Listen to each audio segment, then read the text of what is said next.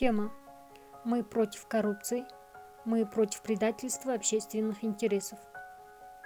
Цель: рассуждение о коррупции, беседы со студентами о методах искоренения коррупции, воспитание подрастающего поколения сознания самостоятельного изучения законов Республики Казахстан, развитие сознательного мышления будущих медицинских работников. Сегодняшний урок посвящается теме коррупции. С коррупцией бороться мы должны, и нужно начинать всегда с себя. Поверьте, это важно для страны. Продажность нам поддерживать нельзя. Коррупции мы вместе скажем «нет».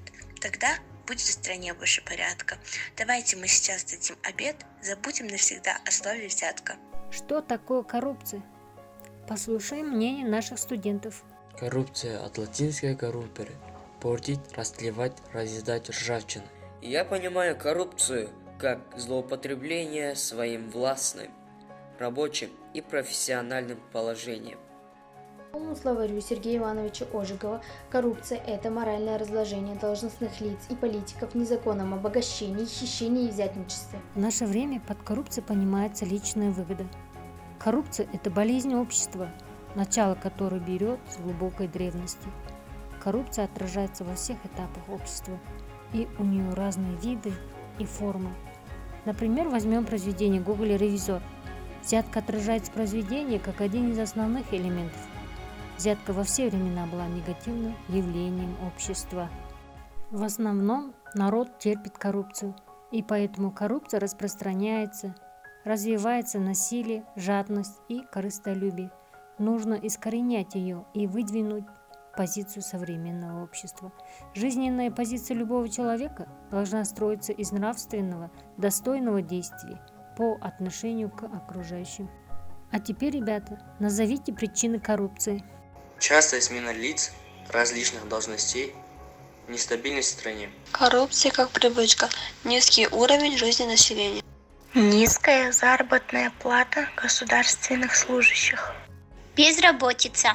Неразвитость институтов гражданского общества. Главная причина развития коррупции – обеспечение человеком своего личного благосостояния. Развивается она в странах с пониженным уровнем развития общества.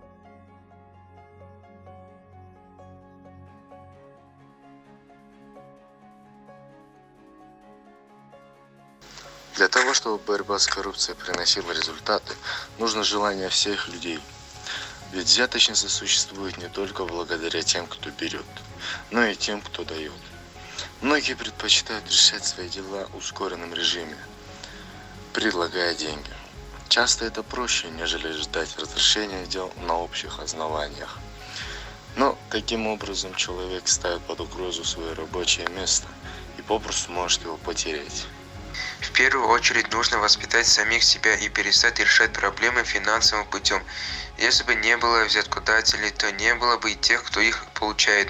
Мы сами приучаем к деньгам из-за разного рода вознаграждениями тех, кто может решить наши проблемы. Коррупция, в моем понимании, это подкуп какого-либо человека в своих корыстных целях. Это настолько стало обыденным, обязательным, привычным. Люди привыкли к тому, что дают и берут взятки. Дав взятку один раз, вы становитесь зависимым от такой ситуации. Вам покажется легким решение любых проблем при помощи взятки. Чтобы этого не происходило, нужно каждому бороться с этой проблемой. Начните с себя. Выберите, что для вас главнее.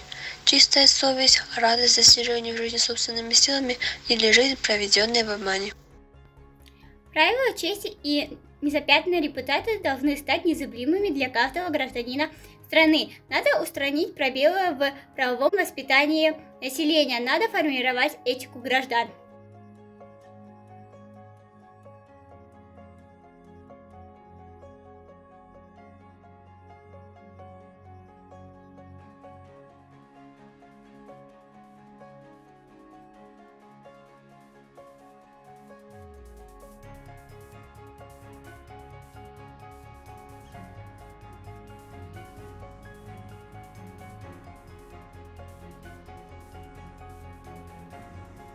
А теперь, ребята, послушаем пословицы и поговорки на тему коррупция. Лучше бедность да честность, нежели прибыль да стыд. Рыба гниет с головы. Когда золото всплывает, то правда тонет. Душа не принимает, а глаза все больше просят. А теперь рефлексия. Что нового вы узнали на уроке? Над чем нам всем надо задуматься? Вопрос, над чем нам надо задуматься. Я думаю, надо начать с самого себя. Перестать решать свои проблемы финансовым путем. Если мы не будем давать взятки другим, то и не будет взяточников. Если не будет взяточников, то и не будет наших жалоб. И хорошо было бы установить видеоконтроль.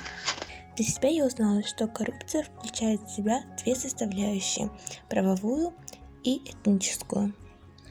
В настоящее время среди населения имеется достаточно большая группа граждан, которые предпочитают расценивать коррупцию как нечто само собой разумеющееся.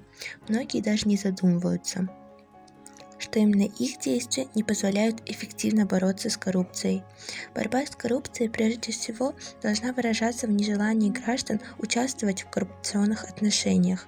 Именно поэтому для того, чтобы не оказаться жертвой коррупции, а равно самому не вставать на путь преступления закона, необходимо иметь четкие представления о способах борьбы с коррупцией.